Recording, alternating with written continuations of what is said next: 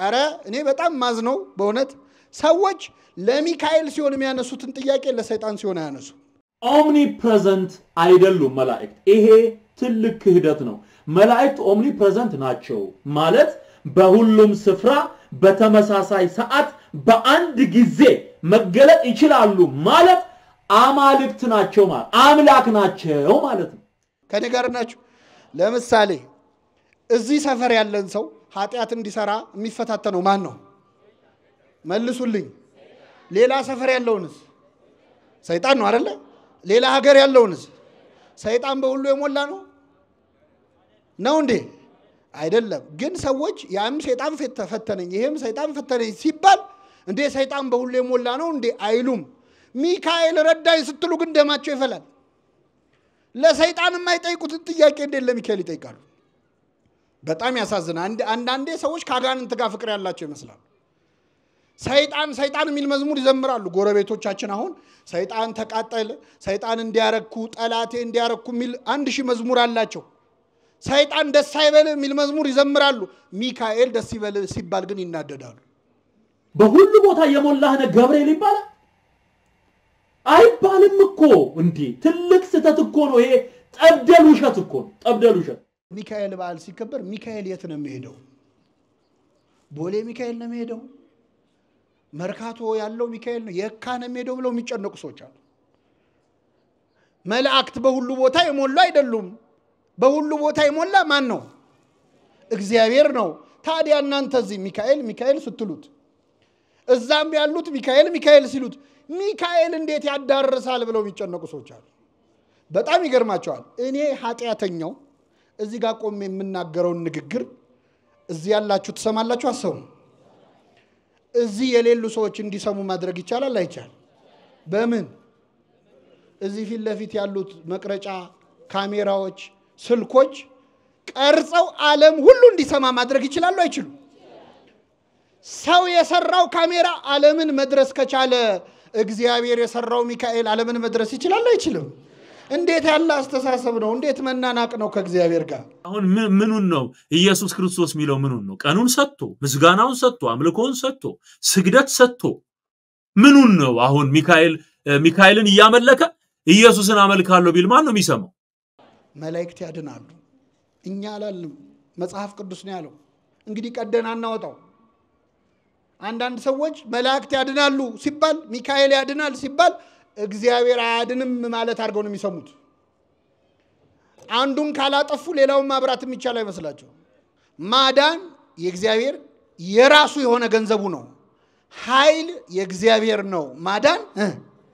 የሚል መዝሙር አታውቁ ኃይል የእግዚአብሔር ነው ማዳን የእግዚአብሔር አልሰማችሁ ብዙ ሰዎች እኔ ፌደራል ፖሊስ ያዩ ነው ይሄን መዝሙር የሚዘምሩት እኔ ለምን እንደሆነ አላውቅም መላእክትን ሚካኤልን ገብርኤልን ስናከብር አንዳንድ ሰው ከመጽሐፍ ቅዱስ ውጭ ያለን ይመስለዋል መጽሐፍ ቅዱስን የሚያነብሰው መላእክት የሌሉበት መጽሐፍ ማግኘት በጣም ይቸገራል በዚህ መጽሐፍ ቅዱስ በመንለው መጽሐፍ ውስጥ ከኦሪት ዘፍጥረት እስከ ዮሐንስ ራእይ ካነበባችሁ ከመጽሐፈ አስቴርና ከትንቢተ ሐጌ በስተቀር መላእክት የሌሉበት መጽሐፍ የለም ሚካኤልን ገብርኤልን ኡራኤልን ሌሎቹም መላእክት ሁሉ በተፈጥሯቸው መላእክት ስለሆኑ አይደለም የምናከብራቸው የማን መላእክት በመሆናቸው ነው መላእክት ሆነው የእግዚአብሔር ያልሆኑ አሉ የሉም እግዚአብሔር ሰይጣንን አልፈጠረው ሰይጣንን የፈጠረው እግዚአብሔር አይደለም እግዚአብሔር የፈጠረው ሳጥናኤልን ነው ሳጥናኤል ሰማልያል የሚባል ቅዱስ መልአክ ነው የፈጠረው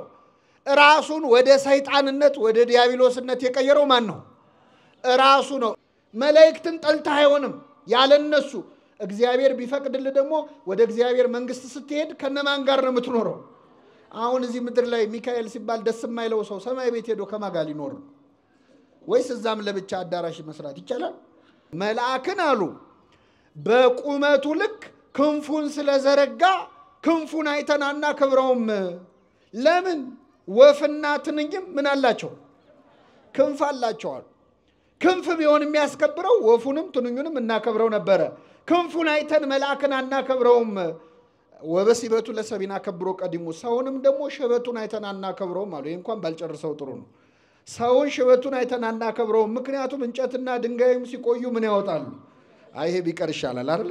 መላእክትን የምናከብራቸው በክንፋቸው አይደለም፣ መልአክ በመሆናቸው አይደለም። የማን መላእክት ስለሆኑ ነው? የእግዚአብሔር መላእክት ስለሆኑ። የእግዚአብሔር መልአክ በሚፈሩት ሰዎች ዙሪያ ይሰፍራል። ምን ይላቸዋል አለ? ያድናቸዋል አለ። ይህችን ዓለም መውደድ ልብን ያወካል፣ መንፈሳዊን ታጨልማለችና።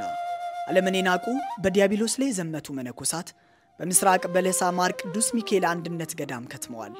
ገዳማት በቅዱሳን አባቶች ጸሎት ታጥረው የሚኖሩ ስለ ሀገር ሰላምና አንድነት የሚጸልዩ የመነኮሳት ሰፈር ናቸው። ዛሬ ግን የማር ቅዱስ ሚካኤል አንድነት ገዳም በችግር ላይ ይገኛል። ድርቅ፣ ጦርነት፣ የማረፊያ በአታ ለመኖር፣ የውሃ፣ የመብራት፣ የመንገድ አለመመቻቸት ብቻ ብዙ ወዲህ ገዳሙን አጽንቶ ለማቆየት የሚደረግ ግብግብ። አዎ ገዳማውያን ይጣራሉ። ምጽዋት ማድረግ ከእግዚአብሔር የሚሰጥ የርህራሄ ልብ ነው። ዳግመኛ ስማይ ልንገርህማ በእግዚአብሔር ቸርነት የሚሰጥ ምጽዋት ለሰው ማዘን ነው። አንድም አስተካክሎ መስጠት፣ ርህራሄን ገንዘብ በማድረግ ገዳማውያንን እንታደጋቸው። እግዚአብሔር ሰላምታ እንደምናመሻችሁ አሜን። ምህረት ቸርነቱን አብዝቶ እስከዚህች ሰዓት ያደረሰን በእድሜያችን ላይ የዛሬዋን ዕለት ይህችን ሰዓት የጨመረልን ከገናናው መልአክ ከሊቀ መላእክት ከቅዱስ ሚካኤል በረከት ረድኤት እንድንሳተፍ በቤቱ የሰበሰበን የአባቶቻችን አምላክ ልዑለ ባሕርይ እግዚአብሔር ስሙ የተመሰገነ ይሁን። እንኳን አደረሳችሁ።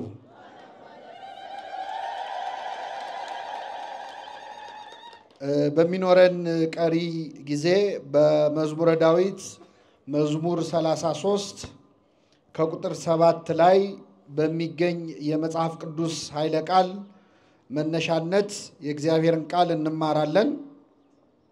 የትምህርታችን ርዕስ የሚሆነው የእግዚአብሔር መልአክ በሚፈሩት ሰዎች ዙሪያ ይሰፍራል ያድናቸውማል።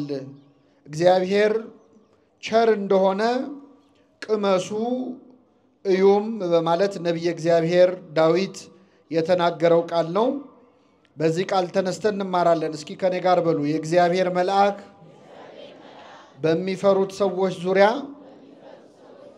ይሰፍራል ያድናቸውማል።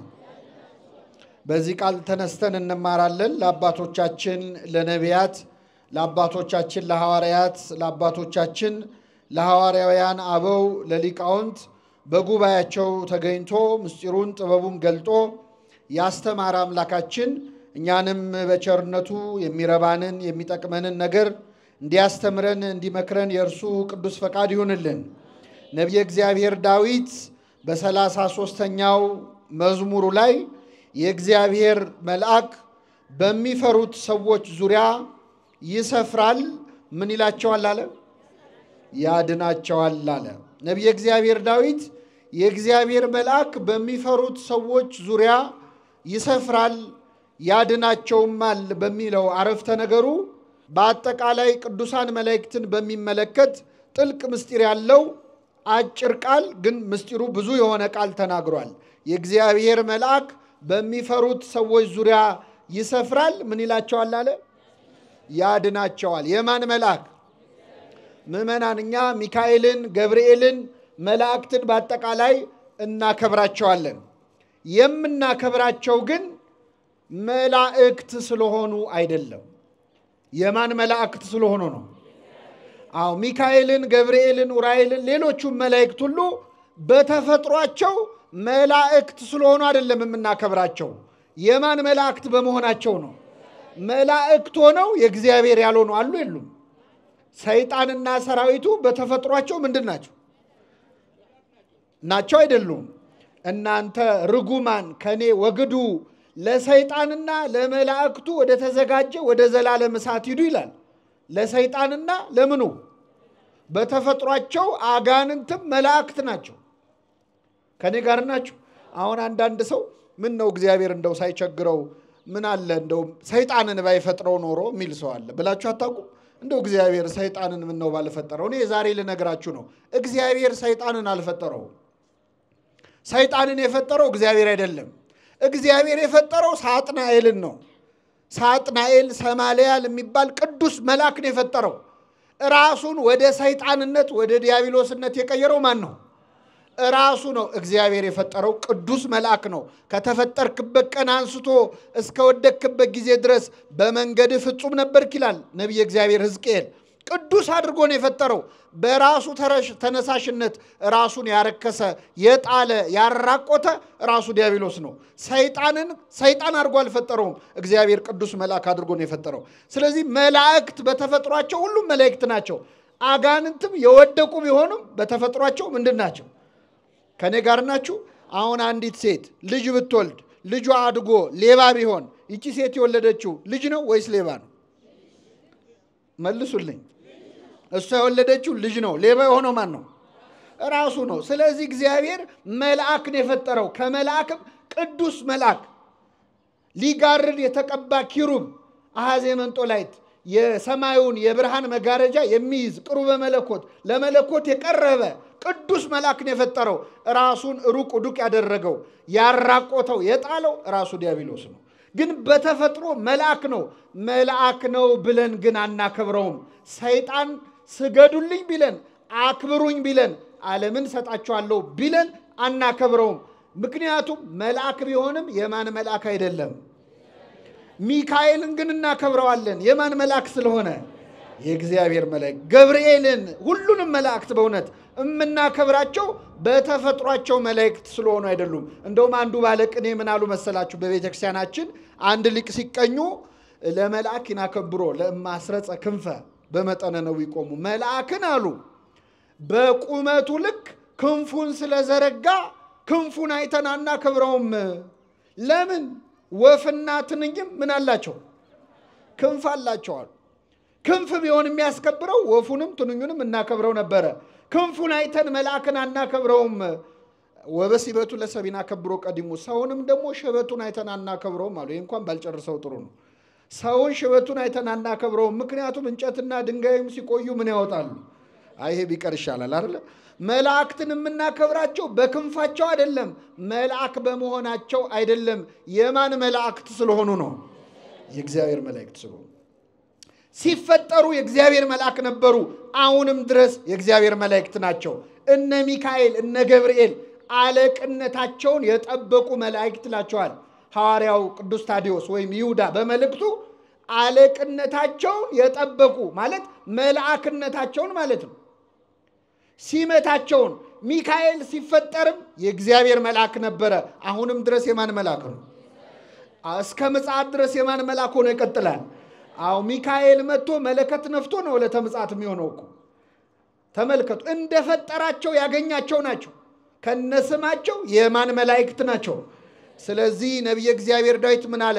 የእግዚአብሔር መልአክ በሚፈሩት ሰዎች ዙሪያ ይሰፍራል። ምን ይላቸዋል አለ? እችን ቃል እንዳትረሱ። ሚካኤልን የምናከብረው መልአክ ስለሆነ ሳይሆን የማን መልአክ ስለሆነ ነው? የእግዚአብሔር መልአክ ስለሆነ። ሁለተኛው ምዕመናን እነ ሚካኤል እነ ገብርኤል የእግዚአብሔር መላእክት ብቻ አይደሉም፣ የእኛም መላእክት ናቸው። የእኛ ናቸው አይደሉም? ራሱ ክርስቶስ በማቴዎስ ወንጌል ምዕራፍ 18 ከቁጥር 18 ላይ ሲናገር ምን አለ መሰላችሁ? ከእነዚህ ከታናናሾቹ አንዱን እንዳትንቁ ተጠንቀቋል። እዚህ ፊት ለፊት ከተቀመጡት ከህፃናት እድሜያቸው ትንሽ ነው ብላችሁ አንዳቸውን እንዳትንቋቸው። ውጪ በር ላይ ስትወጡ ከምታገኟቸው ነዳያን ምጽዋት ከሚለምኑ ከድሆች መሃል ከታናናሾቹ አንዱን እንዳትንቁ ተጠንቀቁ። ምግባር የለውም ኃጢአተኛ ነው ብላችሁ አንዱን እንዳትንቁ ተጠንቀቁ አለ ክርስቶስ። ለምን? መላእክቶቻቸው በሰማያት ያለውን የአባቴን ፊት ያያሉ አለ። ምኖቻቸው? እስኪ በሉ መላእክቶቻቸው በሉ። ስለዚህ ታናሹ ህፃንም ለራሱ ምን አለው ማለት ነው? መልአክ አለው። ለእያንዳንዳችን መልአክ አለን። ታውቃላችሁ? ምድር ላይ አሁን ጠባቂ የሚኖረው ምን አይነት ሰው ነው? እስቲ ጠባቂ ጋርዶች የሚኖረው ምን አይነት ሰው? ወይ ባለስልጣን ነው፣ ወይ ባለጸጋ ነው፣ ወይ ዝነኛ ሰው ነው። ድሃ ከሆነ ጠባቂ አይኖረውም። በምድር ላይ የሚመደብለት እንደው መንገድ ልቀቁለት ገሌ መጣ እያሉ የሚያሸረግዱ ሰዎች የሚመደብለት ሰው ወይ ገንዘብ ያለው ወይ ዝና ያለው ሰው ነው። እግዚአብሔር ግን ጠባቂ የመደበው ለዝነኞች ብቻ አይደለም። ገንዘብ ላላቸው ብቻ አይደለም። በቀን በሌሊት ከኛ የማይለዩ ከእናታችን ማህፀን ጀምሮ ሲጠብቁን የነበሩ በዋልንበት እየዋሉ ባደርንበት የሚያድሩ ጠባቂዎችን ለእያንዳንዳችን ሰጥቶናል እግዚአብሔር። ስሙ የተመሰገነ ይሁን በእውነት ለእያንዳንዳችን። ስለዚህ የየራሳችን መልአክ አለን ማለት ነው። ከኔ ጋር ናችሁ ምእመናን? አሁን ደስ ብሏችሁ ነው መሄድ አለባችሁ። እያንዳንዳችሁ የየራሳችሁ ምን አላችሁ? መልአክ አላችሁ። አብሯችሁ ያደገ ያሳደጋችሁ። ያሳደገኝ መልአክ አላለም ያዕቆብ ልጆቹን ሲመርቅ? ያሳደገኝ መልአክ እነዚህን ሕፃናት ይባርክ ብሏል። በእናታችን ማህፀን ስንጸነስ ጀምሮ ጽንሱን ይጠብቃል የእግዚአብሔር መልአክ ቆሞ። ከተወለድን በኋላ ስናድግ እንደ ሞግዚት አብረውን ናቸው መላእክት። በሕይወት ዘመናችን ኃጢአት ስንሰራ ስለ ኃጢአታችን ያለቅሳሉ፣ ያዝናሉ። በጎ ነገር ስንሰራ ደስ ይላቸዋል። በጎ ስራችንን ይመዘግባሉ። ለማን ሊያቀርቡ? እባክህ ማረው ይቅር በለው ይህ ሰው መልካም ሰርቷል ሊሉ ስለኛ ይጸልያሉ። እንደውም ቅዱስ ባስልዮስ ለጠባቂ መልአክ የሚጸለይ ጸሎት በዚህ ውዳሴ አምላክ በተባለ መጽሐፍ ላይ ጽፎልናል። ጠባቂ መልአካችንን በጸሎት ሁሉ እናናግረዋለን። ለእያንዳንዳችን ጠባቂ መላእክትን የሰጠን አምላክ ስሙ የተመሰገነ ይሁን። ስለዚህ መላእክት የእግዚአብሔር መላእክት ብቻ ሳይሆኑ የማን መላእክት ናቸው? የኛም ናቸው። የኔ ሚካኤል ልትሉ ትችላላችሁ፣ የኔ ገብርኤል ልትሉ ትችላላችሁ። ለእያንዳንዳችን እግዚአብሔር በመዓልት በሌሊት ለኃጥኡ ለጻድቁ ለምእመኑ ለመናፍቁ ለካዱት ሰዎች ሳይቀር ጠባቂ መልአክ አላቸው። በነገራችን እግዚአብሔር የለም ለሚሉ ሰዎች ጠባቂ መልአክ አላቸው። መላእክተ ጽልመት የሚባሉ ከ99 ነገደ መላእክት መካከል አሉ። መላእክተ ጽልመት የሚባሉ የካዱ ሰዎችን ይጠብቃሉ፣ በቀን በሌሊት ይጠብቃሉ። እነዚህን ጠባቂዎች እግዚአብሔር ስለሰጠን ስሙ የተመሰገነ ይሁን። ስለዚህ መላእክት አንደኛ የማን መላእክት ናቸው አልኳችሁ? ሁለተኛ የማን ናቸው? የኛ ናቸው። በእውነት ስለ መላእክት መማር በጣም ያስፈልጋል። ምክንያቱም መላእክት በእርግጥ ስለ መላእክት ያለን ዕውቀት በጣም ትንሽ ነው። ግን ወዳጆቻችን ዘመዶቻችን ስለሆኑ ስለነሱ ማወቅ ያስፈልጋል። በእውነት ሰው አሁን ውጭ ሀገር ዘመድ አለኝ ብሎ ይኩራራል አይደል? ከኔ ጋር ናቸው? አዎ ዘመድ አለ የኔ ሀገር የኔ ዘመዶች እኮ አውሮፓ አሜሪካን ያሉት ብሎ ሰው ኩፍስ ይላል። የሁላችን ዘመዶች ታላቅ ወንድሞቻችን መላእክት በሰማያት አሉ። ስለነሱ መስማት ደስ ይላል። ስለ ዘመድ መስማት ስለሆነ መላእክት ከኛ ቀድመው የተፈጠሩ እኛ ስንወለድ ወይም ስንፈጠር እልል ብለው እግዚአብሔርን ያመሰግኑ ነበር። በዚህ በመጽሐፈ ኢዮብ ምዕራፍ 33 ላይ እግዚአብሔር የእግዚአብሔር ልጆች እልል ሲሉ ነበር ብሏል። የእግዚአብሔር ልጆች የተባሉ መላእክት ናቸው። እኛ ስንፈጠር ደስ ይላቸው የነበሩ ለሰው ቅን የሚያስቡ ጠባቂዎቻችን ናቸው መላእክት። ስለ መላእክት ማወቅ በጣም ያስፈልጋል። መላእክትን ሚካኤልን ገብርኤልን ስናከብር አንዳንድ ሰው ከመጽሐፍ ቅዱስ ውጭ ያለን ይመስለዋል። መጽሐፍ ቅዱስን የሚያነብ ሰው መላእክት የሌሉበት መጽሐፍ ማግኘት በጣም ይቸገራል። በዚህ መጽሐፍ ቅዱስ በምንለው መጽሐፍ ውስጥ ከኦሪት ዘፍጥረት እስከ ዮሐንስ ራእይ ካነበባችሁ ከመጽሐፈ አስቴርና ከትንቢተ ሐጌ በስተቀር መላእክት የሌሉበት መጽሐፍ የለም። በሁሉም መጽሐፍ ላይ መላእክት አሉ። የመጨረሻው መጽሐፍ እንደውም የዮሐንስ ራእይ ነው። በዮሐንስ ራእይ ደግሞ በ22ቱም ምዕራፍ ላይ መላእክት አሉ። መላእክት የሌሉበት ክርስትና መላእክት ያላጀቡት ክርስቶስ እኛ እናውቅ። በክርስትና ውስጥ መላእክት አሉ። ተመልከቱ፣ ክርስቶስ ከመወለዱ በፊት በእመቤታችን ፊት መጥቶ ያበሰረው ማን ነበረ? ቅዱስ። ስለዚህ የሰው ልጅ ድነት የጀመረው በገብርኤል ነው። ጌታ ሲወለድ ሌሊቱን ሙሉ ሲዘምሩ ያደሩት እነማን ናቸው? መላእክት ናቸው። ሲወለድ የዘመሩት እነሱ ናቸው። 40 ቀን 40 ሌሊት በገዳመ ቆሮንቶስ ጾሞ ጸልዮ በዲያብሎስ ተፈትኖ ዲያብሎስን ድል ከነሳ በኋላ መላእክት ቀርበው አገለገሉት ይላል። ክርስቶስ ከመላእክት ተለይቶ አያውቅም። ወደ ምድረ በዳ ሲሄድ መላእክት አብረውት ነበሩ ይላል። በዕለተ ዓርብ በተሰቀለ ጊዜ መላእክት እኮ ነበሩ። በነገራችን ላይ ክርስቶስ በተሰቀለበት በዕለተ ዓርብ እንደ መላእክት የተጨነቀ የለም። በጣም ተጨንቀዋል።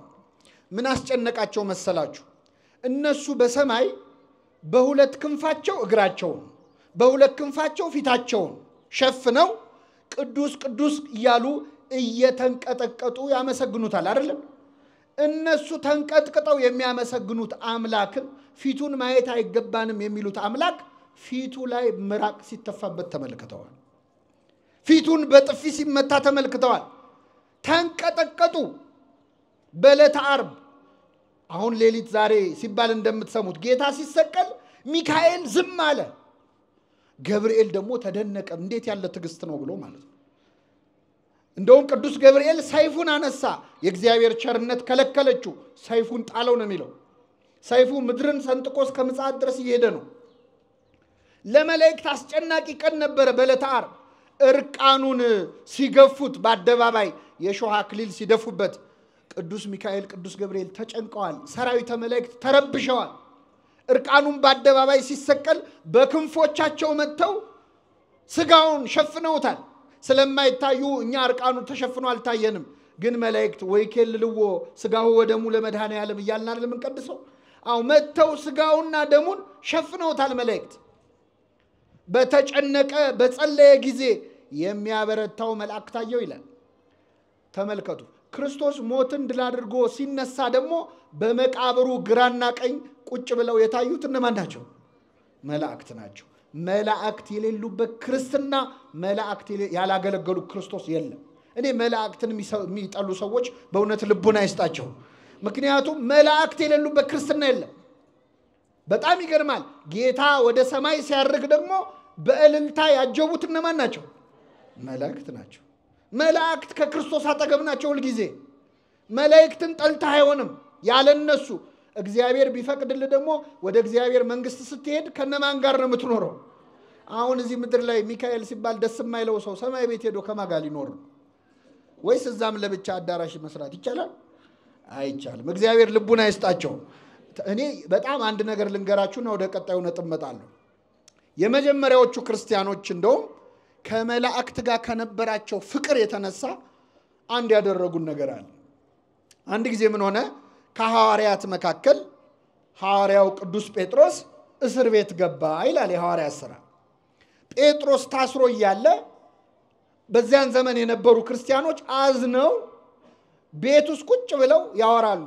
ከታሰረ ቀጥሎ መገደል ስለሆነ የሚጠብቀው እንደው ነገ ይገሉት ይሆን ከነገ ወዲያ ይገሉት ይሆን እያሉ በር ዘግተው በማታ ተሰብስበው በጭንቀት ያወራሉ። እያወሩ እያለ እኩለ ሌሊት ላይ የቤቱ በር በኃይል ተንኳኳ።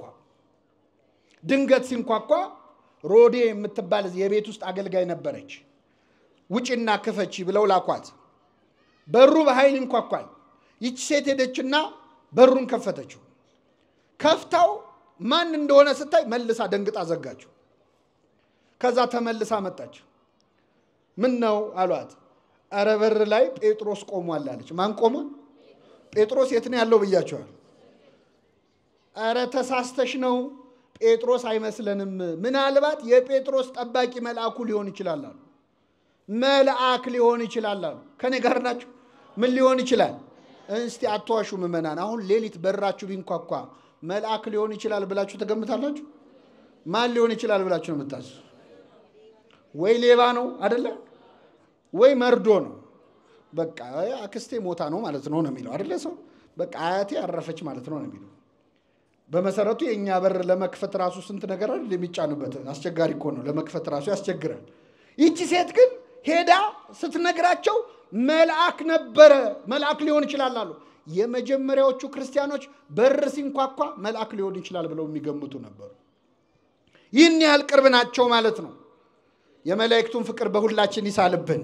በዕለተ ምጽአት ክርስቶስ ሲመጣም ከመላእክቱ ጋር ነው የሚመጣው።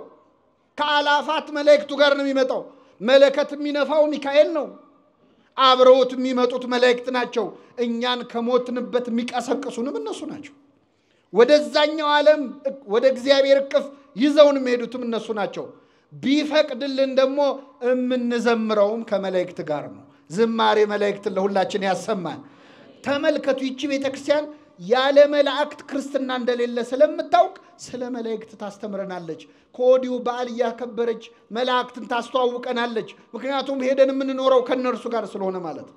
በደስታ ወደ ተሰበሰቡት ወደ አላፋት መላእክት ህብረት ደርሳቸዋል ስለሚል ማለት ስለዚህ ስለ መላእክት ማወቅ ያስፈልጋል አያስፈልግም? ያስፈልጋል። እኔ በእውነት ስለ መላእክት ጥቂት ነገሮች ልንገራችሁ። አንደኛ መላእክት በጣም ብዙ ናቸው። መጽሐፍ ቅዱስ ስለ መላእክት ቁጥር ሲናገር ምን ይላል መሰላችሁ? ሺህ ጊዜ ሺህ ይላል። እስኪ በሉ ሺህ ጊዜ ሺህ። አሁን እንዳታባዙ ታደራችሁ። ሺህ ጊዜ ሺህ ማለት ብዙ ለማለት ነው። አላፋት ጊዜ አላፋት ይላል። መላእክት ቁጥራቸው በጣም ብዙ ነው። መላእክት ስንት እንደሆኑ ቁጥራቸው ማወቅ ከፈለጋችሁ ግን እኔ ቀላል ሂሳብ ልነግራችሁ ነው ዛሬ። እግዚአብሔር ዓለምን ሲፈጥር ሰው ሲፈጥር መጀመሪያ የፈጠረው ሰውዬ ማን ነው? ማንን የፈጠረው? አዳም አይደል? ከአዳም አንስቶ እስካሁን ድረስ የሞቱ ሰዎች አሉ አይደል? መቃብር ውስጥ ያሉ የሉ? ብዙ ናቸው። በጣም ጥሩ። አሁን ምድር ላይ ያለው የሰው ልጅ ስንት ነው? 8 ነው 9 ቢሊዮን ደረስን አሉ። 7 ቢሊዮን ነው። ጥሩ ነው ይሁን። 7 ቢሊዮን ሰው አለ ምድር ላይ። ካሁን በኋላ አሁን ያለነው ስንሞት ደግሞ ከዚህ በኋላ የሚወለዱ እስከ ጌታ ምጽአት ድረስ ደግሞ አሉ አይደል? ከመጀመሪያው ሰው አዳም አንስቶ እስካሁን የሞቱት ሰዎች ከሞት ቢነሱ አሁን ምድር ላይ ያለው 9 ቢሊዮን ህዝብ ደግሞ 7 ቢሊዮን ህዝብ ደግሞ የተኛው ከእንቅልፉ ተነሳ ቢባል ሁሉም ቢቆም ከዚህ በኋላ ደግሞ እስከ ምጽአት ድረስ የሚወለዱ ልጆች አሁኑኑ ቢወለዱ ለእያንዳንዱ ሰው በራሱ ጸጉር ልክ መላክ ይደርሰዋል። በምኑ ልክ? አሁን ሂሳቡ ቀላል ነው አይደል? መደመር ከፈለጋችሁ መጀመሪያ የምትቆጥሩት ምናችሁን ይቻላል? የተላጨ ተገላገለ መሰለኝ። ቀዳዳውንም ቢሆን ቁጠሩት ግድ የለም። ብቻ ተመልከቱ። አሁን መላእክትን መቁጠር አይቻልም ማለት ነው። ብዙ ናቸው። ሌላው አባቶቻችን ሲገልጹ የመላእክትን ቁጥር ዓለም ከተፈጠረ ጀምሮ ዝናብ ሲዘንብ ነበር አይደል? ከዘመነ ኖህ ጀምሮ እንኳን ይዘንብ ነበር። ዓለም ከተፈጠረ አንስቶ እስካሁን የዘነበው ዝናብ ጠብ ያለው ነጠብጣቡ ቢቆጠር መላእክት ከዛ በላይ ናቸው። በአጠቃላይ መላእክት ብዙ ናቸው ማለት ነው። አሁን ይህንን ትምህርት ስናገር መላእክት ብዙ ናቸው ስል አንዳንድ ሰው እዚህ ቁጭ ብሎ እኔ ኑሮ አናቴ ላይ ወጥቶብኛል፣ መላእክት ብዙ አነሱ እኔ ምን አገባኝ ልትሉ ትችላላችሁ። እነዚህ ሁሉ መላእክት ከማን ጋር ናቸው? ደስ ይላል አይልም? አመስግኑ እንጂ እግዚአብሔር። ይሄ ሁሉ ቁጥር የኛ ዘመዶች ናቸው። እነዚህ ሁሉ የኛ ወገኖች ናቸው። ይህንን ሁሉ ዘመድ ያበዛልን አምላክ ስሙ የተመሰገነ ይሁን። ከራሳችን ጸጉር በላይ በእውነት ከዝናብ ነጠብጣብ በላይ የሆኑ ወገኖችን የሰጠን ማን ነው? እግዚአብሔር ነው። ብዙ ናቸው መላእክት። ስለዚህ ከዚህ መሃል እኔ ወገን የለኝም አባት እናት ወንድም እህት የለኝም ብሎ የሚያዝን ካለ ኧረ ብዙ ናቸው ዘመዶችህ፣ ኧረ ብዙ ናቸው ወንድሞችሽ እህቶችሽ። መላእክት ጾታ የሌላቸው እንደ ወንድም እንደ እህት የሚሆኑ እነ ቅዱስ ሚካኤል እነ ቅዱስ ገብርኤልን የመሳሰሉ ተቆጥረው የማያልቁ ዘመዶችን የሰጠን ማን ነው? እግዚአብሔር ነው። ከኛ ጋር ያሉት ከነርሱ ጋር ካሉት ይበልጣሉ ብላችሁ መደሰት አለባችሁ። ምን ሆነ መሰላችሁ? በዚህ በመጽሐፈ ነገሥት ላይ አንድ ታሪክ ተፈጽሟል። እስራኤላውያንና ሶርያውያን ጦርነት ላይ ናቸው። እንግዲህ እስራኤል ሁሌ ጦርነት ላይ ነች። አሁንም ጦርነት ላይ ነች አይደል? እግዚአብሔር ሰላምን ያምጣልን። እስራኤል ከሶርያ ጋር ጸብ ላይ ነበረች። ጸብ ላይ ሆነው ሶርያውያን እስራኤልን እንውጋ ይሉና ይነሳሉ። ተነስተው በዚህ ተራራ ሄደን እንውጋቸው ብለው እዛ ተራራ ላይ ሲደርሱ የእስራኤል ጦር እዛ ቦታ ላይ ቀድሞ ይገኛል።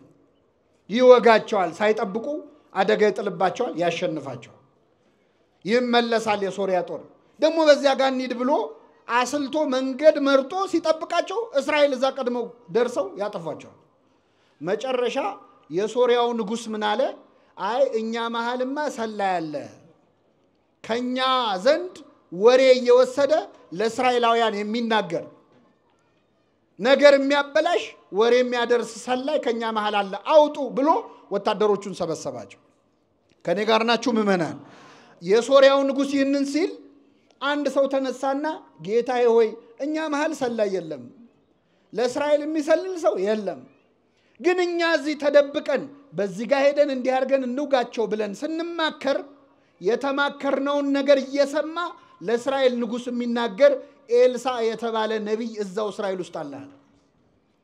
እዛ ሆኖ እዚህ የምንነጋገረውን ይሰማል። እሱ ነው ጉድ የሰራናል ነው አለ። አዎ በሉ ሂዱና ኤልሳዕን ይዛችሁት ነው አለ። ወታደሮች ዘመቱ። ጦር ይዘው ጋሻ ይዘው ይዘውት ሊገሉት መጡ ማለት ነው። ነብይ እግዚአብሔር ኤልሳዕን ማለት ኤልሳዕ ተራራ ላይ ነው የሚኖረው። መጡና ሌሊቱን ተራራውን ከበውት አደሩ። ኤልሳዕ እዛ ተራራ ላይ ይኖራል። ሎሌው አገልጋዩ ግያዝ ይባላል። በጠዋት ተነስቶ እንደው ወገቤን ልፈትሽ ብሎ ሲወጣ ዙሪያቸውን ተከበዋል። ኤልሳዕን ሊይዙ የሶሪያ ወታደሮች ከበዋቸዋል። ደነገጠና መጥቶ ኤልሳዕን ቀሰቀሰው። እረ ጌታዬ ኤልሳዕ ሆይ ተከበናል አለ። ምን ነው አለው። እረ ዙሪያችንን ሶሪያውያን ከበውናል፣ እሳት ይዘዋል፣ ስለት ይዘዋል፣ ተከበናል አለ። የኤልሳዕ አገልጋይ ግያዝ ዙሪያችንን ተከበናል ጌታዬ ሆይ ብሎ ኤልሳዕን ነብዩን ቀሰቀሰው። ነብዩ ምን አለ? አይዞህ አትፍራ፣ ከኛ ጋር ያሉት በሉ እስኪ ከነርሱ ጋር ካሉት ይበልጣሉ። ስለዚህ ምን አትበል አለው። አሁን ምዕመናን እውነት ለመናገር እዚህ ጉባኤ ላይ እየተማርን እያለ አያድርገውና ሰዎች ስለት ሰይፍ ይዘው ዙሪያችንን ቢከቡን አይዟችሁ ከኛ ጋር ያሉት ከነርሱ ጋር ካሉት ይበልጣሉ ብላችሁ ቁጭ ትላላችሁ? እኔም ካልኩ ነው። እኔም ጉባኤ ብለው ጠርተውኝ ነው ምንም የማውቀው ነገር የለም ብዬ ቀድሜም ሮጠው ነው ሊሆን ይችላል። ፈተና ሲመጣ እኮ ነው የሰው ክርስትናው የሚታወቀው አይደል? አዎ እግዚአብሔር ከአቅማችን በላይ ከመፈተን ይሰውረን። ከኛ ጋር ያሉት ከነርሱ ጋር ካሉት ምን ይላሉ? አዎ ይበልጣሉ። ግን ጌታዬ ሆይ እንሽሽ እባክህ አለው። ከዛ ይህን ጊዜ ኤልሳዕ ምን አለ? ጌታ ሆይ የዚህን ደካማ ባሪያ አይኑን አብራለታል። ይህ ሰው አይኑ አያይም እንዴ? ያያል። የልቡ አይንን የማያየው አይኑን ሲያበራለት ዙሪያቸውን በእሳት ሰረገላ ተከበዋል። መላእክት አብረዋቸው ናቸው። ይህንን ሲያይ ተረጋጋ። መላእክት ለካ ኤልሳዕ ያለበትን ተራራ በእሳት ሰረገላ አጥረውታል። ያ ተራራ የማን ነብይ ስላለበት ነው በመላእክት የተከበበው? የማን ነብይ? አሁን ያለነው እኮ የእግዚአብሔር ነብይ ያለበት ቦታ አይደለም። ይህ ቤት የማን ቤት ነው? የእግዚአብሔርን ቤት ስንት መላእክት ይከቡት ይሆን? አሁን ዙሪያችሁ ያሉትን መላእክት ብታዩአቸው በእውነት እዚህ ያላችሁ ምዕመናን አጠገባችሁ ያሉትን መላእክት ብዛት ብታዩ ከዚህ ግቢ በዘበኛ አትወጡም ነበር። አይናችን ስለማያይ እንጂ በእሳት ሰረገላ የተከበበች የእግዚአብሔር ዙፋን ቅድስት ቤተክርስቲያን ነች። አሁን ያለነው ከመላእክት ጋር ነው። ደስ ይበላችሁ ምዕመናን። አብረውን ያሉት ወታደር አይደለም የከበበን። ቅዱስ ሚካኤል በክንፉ እንደጋረዳችሁ ብታውቁት ከዚህ ግቢ አትወጡም ነበር። ቅዱሳን መላእክት አብረውን ናቸው። ተመልከቱ። ከኛ ጋር ያሉት ከነርሱ ጋር ካሉት ምን ይላሉ? ይበልጣሉ። እንዲህ የምንልበትን ልቡና ያድለን። መላእክት ምዕመናን ሌላው በጣም ፈጣኖች ናቸው። ፈጣኖች ናቸው። አንደኛ ረቂቃን ናቸው። አይጨበጡም፣ አይዳሰሱም። የመላእክት ርቀት አባቶቻችን ሲናገሩ ከነፋስ እሳት ይረቃል፣ ከእሳት ነፋስ ይረቃል፣ ከነፋስ ነፍስ ትረቃለች፣ ከነፍስ መላእክት ይረቃሉ፣ ከመላእክት የመላእክት ሐሳባቸው ይረቃል፣ ከመላእክት ሐሳብ እግዚአብሔር ይረቃል ይላሉ። ረቂቃን ናቸው። አይጨበጡም፣ አይዳሰሱም። ሚካኤል ገብርኤል አይጨበጡም፣ አይዳሰሱም። እንደውም የሚገርም ነገር ልንገራችሁ። አሁን እኛ ሁለት ሰዎች ጠባብ መንገድ ላይ ብንገናኝ አንደኛው ሰው ለማለፍ ለሌላኛው ሰው መንገድ ይለቃል አይደል? ሚካኤልና ገብርኤል ግን መንገድ ላይ ቢገናኙ ሚካኤል ገብርኤልን አሳልፈኝ አይለውም። ወሐለፈ መልአክ በውስተ መልአክ ይላል። መልአኩም በመልአኩ ውስጥ አለፈ ይላል። ሚካኤል በገብርኤል ውስጥ እስኪያልፍ ድረስ ረቂቃን ናቸው፣ ፈጣኖች ናቸው። ምዕመናን የመላእክትን ፍጥነት የሚያሳይ አንድ ነገር ልንገራችሁ። የመላእክት ፍጥነት የኛን ሐሳብ ያህል ነው። ለምሳሌ አሁን እዚህ ቤተክርስቲያን የመጣችሁት ወይ ከቤታችሁ ነው ወይ ከመስሪያ ቤት ነው አይደል? ወይ ከትምህርት ቤት ነው። ወደዚህ ስትመጡ ከሥራ ቦታ ወይ ከቤታችሁ አንስቶ እዚህ ድረስ እዚህ ቤተክርስቲያን ድረስ ያለውን መንገድ አቋርጣችሁ ነው የመጣችሁት አይደል? ነው አይደለም? ስትመለሱ ደግሞ ከቤተ ክርስቲያን እስከየት ድረስ ትሄዳላችሁ? መንገዱን ምን አድርጋችሁ አቋርጣችሁ አይደል? እስቲ አሁን በሐሳባችሁ ወደ ቤታችሁ ተመለሱ። በሐሳባችሁ ይቻላል አይቻልም? ወይስ ሄዳችኋል ቀድማችሁ አላችሁ አይደል? በሐሳብ ቤት መመለስ ይቻላል አይቻልም? በሐሳብ ስትመለሱ ወደ ቤታችሁ መንገድ አቋርጣችሁ ነው? ታክሲ ይዛችሁ ነው የምትሄዱት? ባንዴ በሐሳብ ቤት መድረስ ይቻላል አይቻልም? ኧረ እንወሻሽ። በሐሳብ አውሮፓና አሜሪካ ያልዞራል ለዚህ መሃል ፓስፖርት ያስፈልግ ቪዛ ያስፈልግ ዓለምን እንዞራለን እኮ። ስለዚህ በሐሳብህ የፈለከው ቦታ በቅጽበት መድረስ ይቻላል አይቻልም? ሚካኤል ፍጥነቱ የኛን ሐሳብ ያህል ነው ምእመናን። ሚካኤል ድረስልኝ ብላችሁ ስትጠሩት ገና ሚካኤል ብላችሁ ተናግራችሁ ሳትጨርሱ መልአኩ አጠገባችሁ ነው ያለው። ካጠገባችን ነው ያለው። ፈጣን ጠባቂዎችን የሰጠን እግዚአብሔር ስሙ የተመሰገነ ይሁን። ገና ለምን ሳትጨርስ ሚካኤል ብለህ ሳትጨርስ ገና ስትል ሚካኤል አጠገብ ነው ያለው። ይሄን በምን አወቅን? ትንቢተ ኢሳይያስ ምዕራፍ 6 ላይ ተነዋላ። ነብዩ እግዚአብሔር ኢሳይያስ እግዚአብሔርን ከፍ ባለ ዙፋን ላይ ተቀምጦ አየሁት አለ። ንጉሡ ዖዝያን በሞተበት ዓመት እግዚአብሔርን አየሁት። ወዮልኝ ኃጢአተኛ ሰው ነኝ፣ ከንፈር የረከሰብኝ ነኝ ብዬ አለቀስኩኝ። ገና አልቅሶ ሳይጨርስ ኃጢአተኛ ነኝ ብሎ ሳይጨርስ ቅዱስ ቅዱስ ከሚሉት ከመላእክት መካከል ሱራፌል ከተባሉት የመላእክት ነገድ መሃል አንዱ ሱራፊ እሳት በጉጠት ይዞ መጥቶ ኃጢአት ተሰረየችልህ አለኝ ይላል። ቅዱስ ሚካኤል ኃጢአት ተሰረየችልህ ይበለን ለሁላችን። አይገርማችሁም? በእውነት ገና ተናግሮ ሳይጨርስ እኮ ነው ኃጢአተኛ ነኝ ብሎ ሳይጨርስ መልአኩ በሮ መጥቶ ኃጢአት ተሰረየችልህ አለው። እንደዚህ አይነት ፈጣን ጠባቂዎች ስለሰጠን ስሙ የተመሰገነ ይሁን። የእግዚአብሔር መልአክ በሉ እስኪ በሚፈሩት ሰዎች ዙሪያ ይሰፍራል። ምን ይላቸዋል? አሁን ነገ የሚካኤል በዓል እናከብራለን አይደል? የሚካኤል በዓል እዚህ ብቻ ነው እንደሚከበረው? ሌላ ቦታ አይከበርም?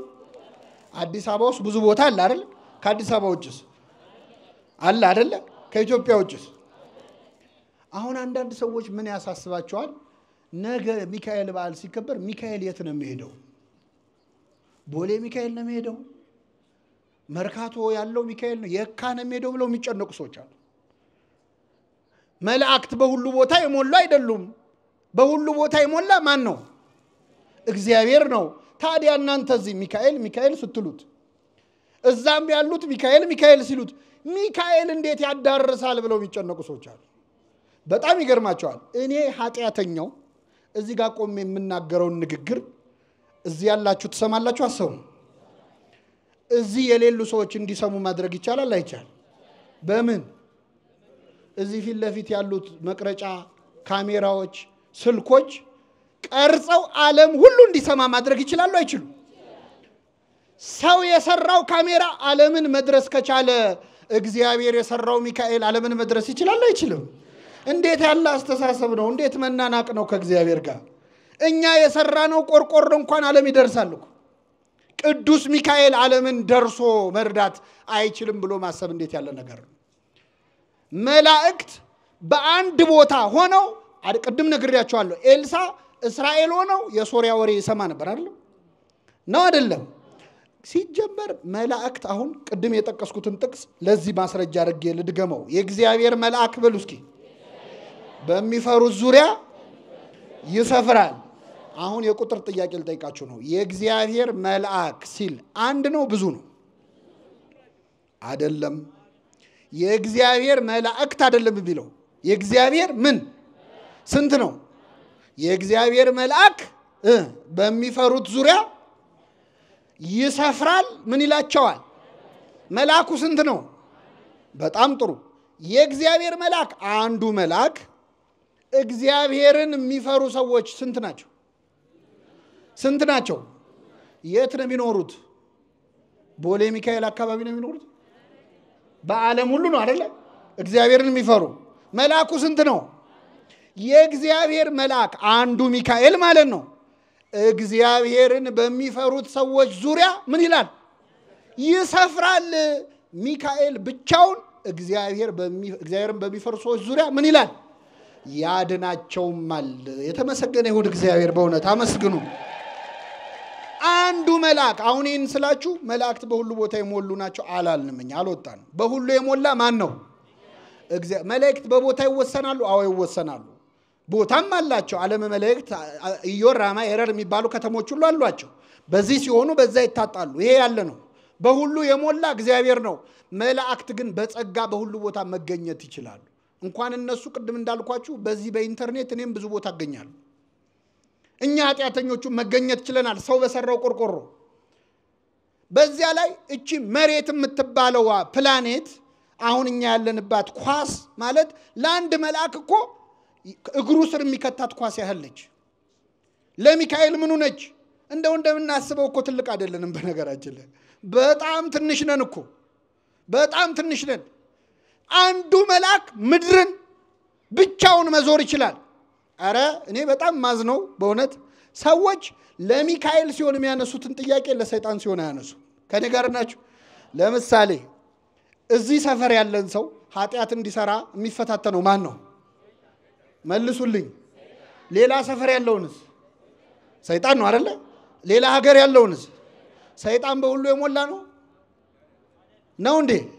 አይደለም። ግን ሰዎች ያም ሰይጣን ፈተነኝ ይሄም ሰይጣን ፈተነኝ ሲባል እንዴ ሰይጣን በሁሉ የሞላ ነው እንዴ አይሉም።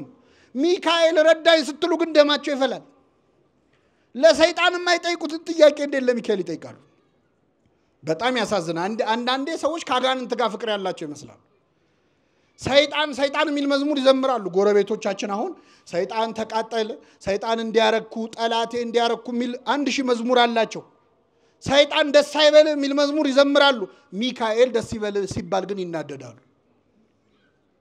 ሰይጣን ከኔ ዞር በል የሚል መዝሙር አላቸው። ናና ሚካኤል ናና ተብሎ ሲዘመር ለምን ይናደዳሉ? ሚካኤል ወደ ሁላችን ይምጣልን። ምእመናን አመስግኑት ቅዱስ ሚካኤል። ሰይጣን ዞር በልልኝ ከኔ ወግድ ብሎ ከመዘመር ናና ሚካኤል ናና ብሎ መዘመር ይሻላል አይሻልም? አሁንኛ ከሰይጣን ጋር ምን አሯሯጠን? ካማተብን ይበቃዋል። እሱ ዞር ይላል። ናና ሚካኤል ናና ግን እንላለን። ገብርኤልን ግን እንጠራዋለን። ለሰይጣን አንደበት የለንም። ለመላእክት ግን ዘምረን አንጠግብም፣ እናመሰግናቸዋለን። ስለዚህ የእግዚአብሔር መልአክ በሚፈሩት ሰዎች ዙሪያ ይሰፍራል። ምን ይላቸዋል? ያድናቸዋል።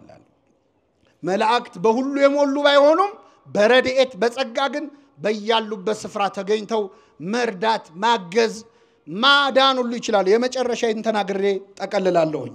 የእግዚአብሔር መልአክ በሉ እስኪ በሚፈሩት ሰዎች ዙሪያ ይሰፍራል፣ ያድናቸውማል። ምን ይላቸዋል? መላእክት ያድናሉ። እኛ አላልንም፣ መጽሐፍ ቅዱስ ነው ያለው። እንግዲህ ቀደና እናወጣው። አንዳንድ ሰዎች መላእክት ያድናሉ ሲባል ሚካኤል ያድናል ሲባል እግዚአብሔር አያድንም ማለት አድርገው ነው የሚሰሙት። አንዱን ካላጠፉ ሌላውን ማብራት የሚቻል አይመስላቸው። እኛ እንደዛ አላልንም። መላእክት ያድናሉ ወይ? አዎ ያድናሉ። የክርስቶስን ማዳን ከመላእክት ማዳን ጋር አቀላቅለ ነው አናውቅ። የእግዚአብሔር ማዳን ማንም ሊያደርገው ያልቻለው ነው።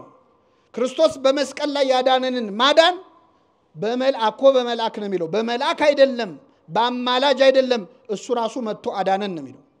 ክርስቶስ በመስቀል ላይ ያዳነንን ማዳን መላእክት ሊያድኑን ይችሉ ነበር? አይችሉም። እሱ የመጣው መላእክት ሊያድኑ ስላልቻሉ ነው።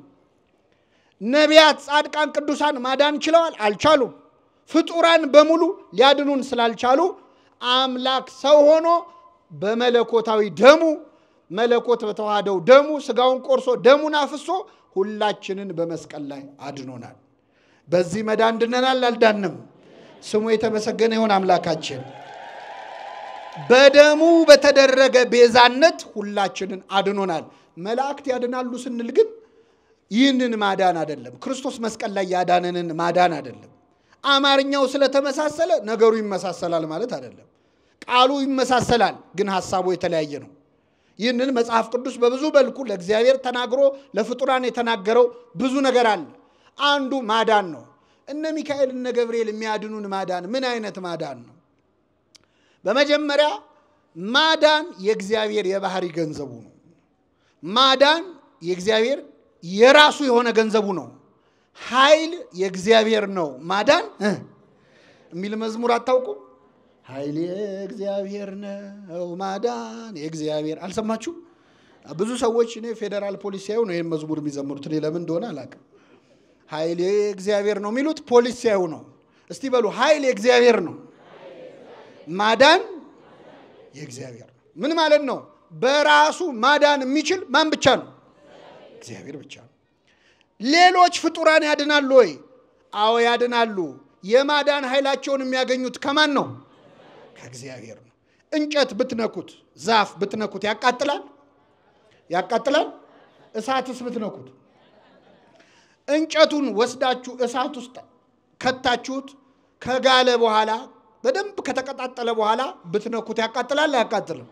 እንጨት በራሱ ያቃጥል ነበር? ማቃጠሉን ከማን ወሰደው? ከእሳት። እሳት ማቃጠል የባህሪው ነው አይደለም? እንጨት ግን ማቃጠል አይችልም። የማያቃጥለው እንጨት ግን እሳት ውስጥ ሲገባ ምን ይላል? ፍጡራን በራሳቸው ማዳን አይችሉም። ማዳንን የሚያገኙት ማዳን የባህሪው ከሆነ ከማን ነው? ከእግዚአብሔር ነው። መዳን በሌላ በማንም የለም። እንድንበት ዘንድ የተሰጠን ከሰማይ በታች ኢየሱስ ክርስቶስ የሚለው ስም ነው አለ ቅዱስ ጴጥሮስ። ምን ሆነ መሰላችሁ? ሁለት ደቀ መዛሙርት ጴጥሮስና ዮሐንስ ወደ ምኩራብ ሊጸልዩ ሄዱ ይላል በሐዋርያት ሥራ ላይ ምዕራፍ 4። ወደ ምኩራብ ሊጸልዩ ሲሄዱ በር ላይ አንድ ሰውነቱ ሽባ የሆነ ሰው ወድቆ ባልጋ ላይ ሆኖ ይለምናል። እባካችሁ እርዱኝ ብሎ ማለት ነው። እባካችሁ እንደው ስጡኝ ትንሽ ገንዘብ ብርና ወርቅ ብሎ ይለምናል። ይህን ጊዜ ጴጥሮስና ዮሐንስ አዩት። ጴጥሮስ አየውና ዞር ብሎ ብርና ወደኛ ተመልከት እስኪ በሉ፣ ወደኛ ተመልከት። ወደ ማን ነው ተመልከት ያለው? እኛ ማን ነን? ጴጥሮስና ዮሐንስ። ቅዱሳንን መመልከት ወደ እግዚአብሔር መመልከት ነው። ወደኛ ተመልከት። ብርና ወርቅ የለንም፣ ያለንን ግን እንሰጣለን። ብርና ወርቅ አቤት ሐዋርያት ብርና ወርቅ የላቸውም ነበር። አይገርምም? ሐዋርያ የዛሬ አገልጋዩም ብርና ወርቅ አለው አይፈውስም እንጂ። ሐዋርያት ግን ብርና ወርቅ የለንም፣ ያለንን እንሰጣለን። በናዝሬቱ በኢየሱስ ክርስቶስ ስም ተነሳና ተመላለስ አለው። ወዲያውኑ ያ ሰውዬ ተነሳ፣ አብሯቸው መቅደስ ገብቶ ሰገደ፣ እግዚአብሔርን አመሰገነ ይላል። አሁን ይሄ ሰውዬ ተፈወሰ። ሲፈወስ ፈሪሳውያን ደነገጡና ጴጥሮስና ዮሐንስን አሳሰሯቸው። ሸንጎ ፊት አቀረቧቸው። ምንድነው የሰራችሁት አሏቸው። ምንድነው የሰራችሁት? እንዴት ልታድኑ ቻላችሁ? እዚህ ላይ እንኳን ፈሪሳውያንም ማመስገን አለበት። አሁን ዘንድሮ ሰው ከዳነ እንኳን ዳነ ነው እንጂ እንዴት ዳነ አንልም አይደል? እነሱ ግን ያጣራሉ። እንዴት አዳናችሁ? እንዴት ልታድኑት ቻላችሁ ይህን ሰውዬ ብለው ጠየቋቸው። ጴጥሮስ ምን አለ? በምን እንድናድን ትፈልጋላችሁ? መዳን በሌላ በማንም የለም። እንድንበት ዘንድ የተሰጠን ኢየሱስ ክርስቶስ የሚለው ስም ነው አለ። ስሙ የተመሰገነ ይሁን አምላካችን። እኛ በምን እናድናለን? በክርስቶስ ስም ነው የምናድነው። ሰቅላችሁ በገደላችሁት በናዝሬቱ በኢየሱስ ክርስቶስ ስም ነው። ጴጥሮስ ይህንን ሽባ አድኖታል አላዳነው? በማን ስም? በኢየሱስ ክርስቶስ። ገብርኤል ያድናል አያድንም? በማን ስም? ሚካኤል በማን ስም ነው የሚያድነው? አሁን ቅዱስ ሚካኤልን አግኝታችሁ ብትጠይቁት ታድናለህ ወይ ብትሉት መዳን በሌላ በማንም የለም፣ እኔም ማድናችሁ በክርስቶስ ስም ነው የሚለው። ድንግል ማርያም ታድናለች አታድንም? በማን ስም? በልጇ በክርስቶስ ስም። መዳን በሌላ በማንም የለም። በሌላ የሚለውን ለድንግል ማርያም የሚጠቅሱ ሰዎች አሉ። ድንግል ማርያም ሌላ ናት እንዴ? ሚካኤል ሌላ ነው እንዴ? መዳን በሌላ እኮ ነው ያለው። ቅዱሳን ሌላ አይደሉም። እነሱ የእግዚአብሔር ገንዘቦቹ አገልጋዮቹ ናቸው። ቅዱሳን በእግዚአብሔር ስም ያድናሉ። እግዚአብሔር ያለ ቅዱሳንም ያድናል። ቅዱሳን ግን ያለ እግዚአብሔር ማዳን አይችሉም። ለምን? ኃይል የእግዚአብሔር ነው፣ ማዳን የእግዚአብሔር። ስለዚህ የእግዚአብሔር መልአክ በሚፈሩት ሰዎች ዙሪያ ይሰፍራል። ምን ይላቸዋል? ያድናቸዋል። እኔ አንድ ጥያቄ ጠይቄያችሁ አበቃለሁ። የእግዚአብሔር መላእክት ቅዱሳን መላእክት ይረዱናል፣ ያማልዱናል፣ ያድኑናል። ብዙ ጊዜ ሰዎች ጥያቄ ሲያበዙብን ተሸማቀን አንዳንዴ ለመመስከር እንቸገራለን። እና እኔ አንድ ጥያቄ ልጠይቃችሁ። አንድ ሰው አሁን እዚህ ቅዱስ ሚካኤል ቤተክርስቲያን መጥቶ ሚካኤል ሆይ ከአምላክ በተሰጠ ስልጣን አማልደህ ከዚህ በሽታዬ አድነኝ ብሎ ይህ ሰውዬ ለሚካኤል ተስሎ ዳነ። ይህንን ሰውዬ ያዳነው ማን ነው? ሚካኤል ነው ወይስ እግዚአብሔር? አይሰማም። በጣም ጥሩ። እሺ ሌላ ጥያቄ ልጠይቃችሁ። መጽሐፍ ቅዱስ ላይ ኢዮብ የሚባል ሰው ታሪክ ተጽፏል አይደለም? መጽሐፈ ኢዮብ ላይ መላእክት ሁሉ በእግዚአብሔር ፊት ለመቆም መጡ ይላል። ሲመጡ ሰይጣንም መጣ፣ እግዚአብሔር ፊት ቆመ። ከወዴት መጣ አለው እግዚአብሔር። ዓለምን ዞርኳት ተመላለስኳት አለ። እየሰማችሁ ነው? ዓለምን ምን አልኳት? እኛ ድሮ ትምህርት ቤት ስንማር ማጅላን ነው ዓለምን የዞረው አይደለ? ግን ሰይጣንም ዞሯል ለካ። አያችሁ? ዓለምን ዞርኳት ተመላለስኳት አለ። አሁን ዓለምን የሚዞረው ሰይጣን ለጥሩ ነው ለመጥፎ ነው? ዓለምን ለማበላሸት ነው አይደለ? ሰይጣን ዓለምን ለመተናኮል የሚዞር ከሆነ ሚካኤል ዓለምን ለመታደግ ይዞራል አይዞርም? ይዞራል። ከዛ ምን አለው እግዚአብሔር? ባሪያዬን ኢዮብ አየኸው አለው። ባሪያዬን ኢዮብ አየኸው እንዴት አይነት ጻድቅ ሰው እንደሆነ እንዴት ቅን እንደሆነ ተመለከትክልኝ አለ።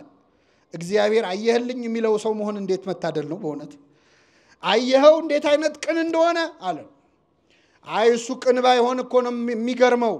ምን አጉድለህበታል? ሀብት ሰጥተኸዋል፣ ንብረቱ ሞልቶታል፣ ተርፎታል። 10 ልጆች ሰጥተኸዋል፣ ባለጸጋ ነው፣ ጤናው የተሟላ ነው፣ ትዳሩ ያማረ ነው። ምን አጎደልክበት? ከነዚህ አንዱን ብታነሳበት ግን ይሰድብሃል አለ። እግዚአብሔር ምን አለው? ሂድ የወደድከውን አድርግበት፣ ህይወቱን ግን እንዳትነካ አለው። ምኑን እንዳትነካ? እንዳትገድለው፣ ግን የፈለከውን አድርግበታል። በጣም ጥሩ አለ። ሰይጣን ፍቃድ አገኘ። ከማን ነው የተፈቀደለት? ሄደና የኢዮብን ሀብት ንብረቱን በአንድ ቀን አወደመበት። በሚሊዮን የሚቆጠር ሀብቱን ንብረቱን፣ ከብቶቹን፣ ያለውን ነገሩን፣ እርሻውን ሁሉ በአንድ ቀን አወደመበት። ኢዮብ ወሬውን ሲሰማ እግዚአብሔር ሰጠ፣ የእግዚአብሔር ስም ምን ያለ ይሆን አለ። አይገርምም? አሁን ሞባይላችሁ ቢጠፋ እግዚአብሔር ሰጠ እግዚአብሔር ነሳ ትላላችሁ? ሚካኤል እጅ እኮ ነው ጉድ የሆንኩት ነው የምንለው አይደል? ምን ነው ምን አረኩ ነው የምንለው እኮ። ኢዮብ ግን ሀብት ንብረት ሁሉ በአንድ ቀን ወድሞ እግዚአብሔር ሰጠ እግዚአብሔር ነሳ አለ። ሰይጣን ቀጥሎ ምን አረገ? 10 ልጆቹን በአንድ ቀን ገደለበት። ስንት ልጅ? አይከብድም? 10 ልጅ በአንድ ቀን። እንደው አንድ ሁለቱ ቢተርፉ ምን አለ? 10 ልጆቹ ሞቱበት። ሰይጣን ተንኮሉን አያችሁ? መጀመሪያ ልጆቹን አልገደለበት። መጀመሪያ ቢገልበት በኋላ ሀብቱ ሲጠፋ እንኳን ሀብቴ ልጆቼም ጠፍተዋል ይላል። ጦሴን ይዞ ሄድ ይላል። ስለዚህ በመጀመሪያ በሀብቱ ፈተነው። ቆይቶ 10 ልጆች ገደለበት። እግዚአብሔር ሰጠ። ከዚያ ምን አለ ሰይጣን? ከራስ ፀጉሩ እስከ እግር ጥፍሩ በቁስል መታው። ሰውነቱ ቆሰለ። የገዛ ቁስሉ እስኪሸተው ደረሰ። በሸክላ ነበር፣ በገል ነበር የሚያከው ቁስሉን የሚያከው። ቁስሉ እስኪሸተው ደረሰ። እግዚአብሔር ሰጠ፣ እግዚአብሔር ነሳ። አሁን ጥያቄ ልጠይቃችሁ። ኢዮብ ላይ መከራ ያወረደበት ማን ነው? እግዚአብሔር ነው ወይ ሰይጣን? እግዚአብሔር ነው ወይ ሰይጣን ነው? በጣም ጥሩ መልሳችኋል። ሰይጣን ነው አይደለም? እሺ ቅድም አንድ ሰውዬ እዚህ ቤተክርስቲያን መጥቶ ሚካኤል ወይ ከአምላክ አማልደ ካለብኝ በሽታ አድነኝ አለ። ቅዱስ ሚካኤል አማልዶ ይህን ሰውዬ ፈወሰው። ይህን ሰውዬ ያዳነው ሚካኤል ነው ወይስ እግዚአብሔር ነው ስላችሁ ምን አላችሁ? እግዚአብሔር። ሰይጣን እግዚአብሔር ጋር ቀርቦ አስፈቅዶ በኢዮብ ላይ መከራ ወረደበት።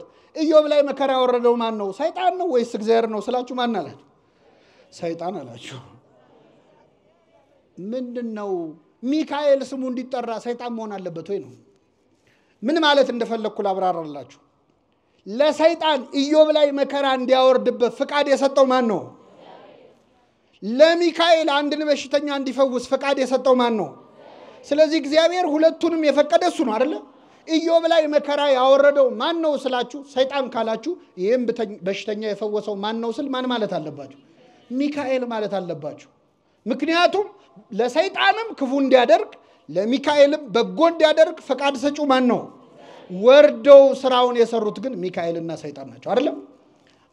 ሰይጣን ለማለት የምንፈጥነውን ያህል ሚካኤል ለማለት መፍጠናል። እስቲ አንድ ጊዜ ሚካኤል በሉ። ቅዱስ ሚካኤል ክብር ምስጋና ይድረሰው። በእውነት የመጨረሻ አንድ ጥያቄ ልጠይቃችሁ። ሰይጣን እግዚአብሔር ፊት ቆሞ የጠየቀው ፍቃድ የጠየቀው ለኢዮብ ክፉ ለማድረግ ነው ወይስ መጥፎ ነገር ለማድረግ ነው? ማን ነው ጥሩ ለማድረግ ነው መጥፎ ለማድረግ ነው? አይሰማም። ለኢዮብ መልካም አስቦ ነው ክፉ አስቦ ነው አይደል? ማን ፊት ቆሞ ጠየቀ? እግዚአብሔር ፈቀደለት አልፈቀደለት? ክፉ ነው ሰይጣን አይደል? ለክፉ ሰይጣን ለአመፀኛው ሰይጣን ክፉ ነገር አስቦ ኢዮብን ለመጉዳት አስቦ ሲጠይቀው ማን ፈቀደለት? ያ የወረደው የረከሰው መልአክ ሰይጣን ኢዮብን ለመጉዳት ብሎ ሲጠይቀው እግዚአብሔር ፈቀደለት። ሰይጣን ኢዮብን ለመጉዳት ሲጠይቅ እግዚአብሔር የሚፈቅድለት ከሆነ ሚካኤል እኛን ለመጥቀም ሲጠይቅ ይፈቀድለታል አይፈቀድለትም? መላእክት የሚጠይቁት እኮ የኛን መዳን ነው አይደል? ሁሉ መዳንን ይወርሱ ዘንድ ለማገዝ የሚላኩ መላእክት አይደሉምን? ደስ ይበላችሁ ምእመናን፣ ሚካኤል ስለኔ ስላንተ ተንበርክኮ ምህረት እስክናገኝ ድረስ እግዚአብሔር ፊት ይለምናል ይጸልያል። እግዚአብሔር የሚካኤልን ጸሎት ይሰማል አይሰማም? የመላኩን ጸሎት ይስማልን እግዚአብሔር። አይተነዋል። ትንቢተ ዳንኤል ዘካርያስ ምዕራፍ 1 ቁጥር 12 ላይ 70 ዓመት ሙሉ የተቆጣቸውን እስራኤላውያንን የማትምራቸው እስከ መቼ ነው አለ። እስኪ በሉ የማትምራቸው እስከ መቼ ነው? ሚካኤል እንደዚህ ነው የሚለው፣ እስከ መቼ አትምራቸው? በእውነት ቅዱስ ሚካኤል ኢትዮጵያን ማትምራት እስከ መቼ ነው ይበልልን።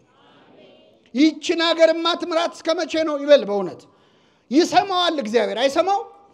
ሰይጣን ክፉ ሆኖ ለምኖ ከተሰማ ሚካኤል ደግ ሆኖ ለምኖ እንዴት አይሰማም?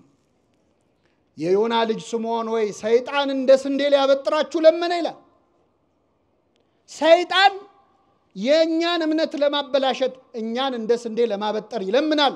ቅዱስ ሚካኤል ደግሞ ማራቸው ማራቸው እያለ ይለምናል። እንደዚህ ለኛ መዳን የሚንሰፈሰፉ ሁሉ መዳንን እንዲወርሱ የሚካኤል ልመናው ምኞቱ ምን እንደሆነ ታውቃላችሁ? እዚህ ግቢ ውስጥ ካለ ሰው አንድም ሰው ገነት ሳይገባ እንዳይቀር ነው። አንድም ሰው ወደ እግዚአብሔር መንግስት ሳይገባ እንዳይቀር ነው ልመናው ሚካኤል። የዋሁ መልአክ ልመናው ይሄ ነው። እንደ ሰይጣን ክፉ አይደለም የሚያስበው። ሰይጣንን እንኳን የማያስቀይመው የዋሁ መልአክ እግዚአብሔር ይገስጽ ከማለት በላይ ክፉ ቃል ካፉ የማይወጣው ቅዱስ ሚካኤል ለኛ መዳን ነው የሚለምነው። ለኛ መዳን የሚለምኑ መላእክትን ስለሰጠን ስሙ የተመሰገነ ይሁን። የእግዚአብሔር መልአክ በሚፈሩት ሰዎች ዙሪያ ይሰፍራል። ምን ይላቸዋል?